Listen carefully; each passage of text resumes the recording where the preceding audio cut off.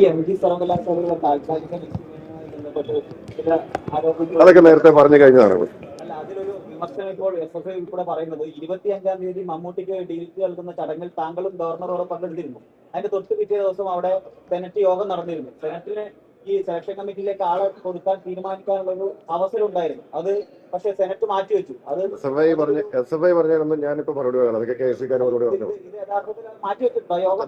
പറയാം. ഞാൻ പറഞ്ഞില്ല, SFI പറഞ്ഞതിന് മറുപടി പറയാനൊന്നും ഞാനില്ല. താങ്കൾ പറഞ്ഞത് You have anything else to ask? താങ്കൾ പറഞ്ഞത് I have made myself unambiguously clear on the issue multiple times. So I don't want to repeat that. Yes.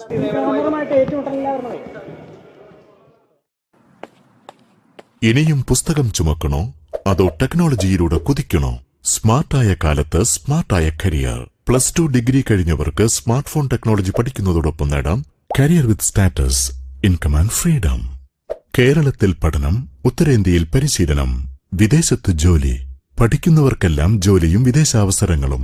Bridco and Bridco, ഇന്ത്യയിലെ ആദ്യത്തെ മൊബൈൽ ഫോൺ ഇൻസ്റ്റിറ്റ്യൂട്ട്. കൂടുതലറിയാൻ വിളിക്കൂ www.bridco.co.in. Bridco and Bridco, JRJ complex, main road, Ottapalam.